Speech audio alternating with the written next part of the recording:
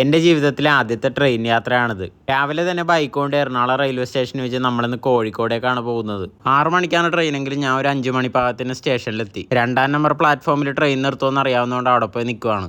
നമുക്ക് പോകാനുള്ള ട്രെയിനാണ് ഈ കിടക്കുന്നത്. ഇത് ഇവിടെ നിന്ന് തുടങ്ങുന്നതായതുകൊണ്ട് തന്നെ വലിയ തിരക്കില്ല. അങ്ങനെ കൃത്യം 6 മണിയായപ്പോൾ ട്രെയിൻ നീങ്ങി തുടങ്ങി. ആദ്യമായിട്ട് ട്രെയിനിൽ കയറുന്നതിൻ്റെ ഒരു എക്സൈറ്റ്മെൻറ്റിലാണ് ഞാൻ.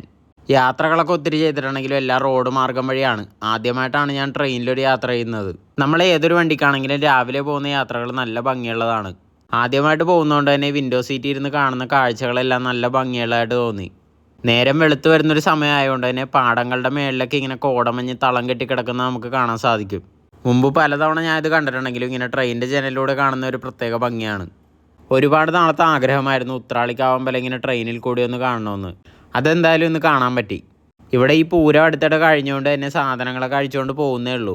പലതവണ ഈ അമ്പലത്തിൽ വന്നെങ്കിൽ ട്രെയിൻ ഇങ്ങനെ പോകുന്നത് മാത്രമേ ഞാൻ കണ്ടിട്ടുള്ളൂ. ആദ്യമായിട്ടാണ് ട്രെയിനിൽ കൂടി ഇത് കാണാൻ പറ്റുന്നത്. ഇപ്പോൾ കൊയ്ത്തൊക്കെ കഴിഞ്ഞുകൊണ്ട് തന്നെയാണ് പാടം ഇങ്ങനെ കിടക്കുന്നത്. അല്ലെങ്കിൽ നല്ല വിളഞ്ഞു നിൽക്കുന്ന നെൽപ്പാടങ്ങളാണ് ഇവിടെ മൊത്തം. നമ്മൾ പട്ടാമ്പി ഷൊർണൂർ ഭാഗത്തേക്കൊക്കെ എത്തുമ്പോൾ ഇതുപോലത്തെ പഴയ വീടുകളും മനകളൊക്കെ നമുക്ക് കാണാൻ സാധിക്കും. പാലക്കാട് കഴിഞ്ഞാൽ എനിക്ക് ഏറ്റവും ഇഷ്ടപ്പെട്ട സ്ഥലം ഈ ഷൊർണൂർ ഭാഗങ്ങളാണ്. കാരണം നമ്മൾ പണ്ട് സിനിമകളിലൊക്കെ കണ്ടിട്ടുള്ള ധാരാളം തരം വീടുകളൊക്കെ നമുക്ക് ഈ ഷൊർണൂർ ഭാഗങ്ങളിൽ കാണാൻ സാധിക്കും. അങ്ങനെ കാഴ്ചകൾ കണ്ടിരുന്നപ്പോൾ ഭാരതപ്പുഴയിൽ കുറേ ആനകളെ ഒരുമിച്ചിറക്കി കുളിപ്പിക്കുന്നു. ഇതൊക്കെ ഈ ഒരു ഭാഗങ്ങളിൽ മാത്രം കാണാൻ പറ്റുന്ന കുറച്ച് കാഴ്ചകളാണ്. ഈ ഒരു ഭാഗത്ത് നിന്നൊക്കെ കോടമഞ്ഞ് ഇപ്പോഴും വിട്ടുപോയിട്ടില്ല. ഷൊർണൂർ ഭാഗങ്ങളിലേക്കൊക്കെ എത്തുമ്പോൾ ധാരാളം കൊയ്ത്ത് കഴിഞ്ഞ നെൽപ്പാടങ്ങളൊക്കെ നമുക്ക് കാണാൻ സാധിക്കും.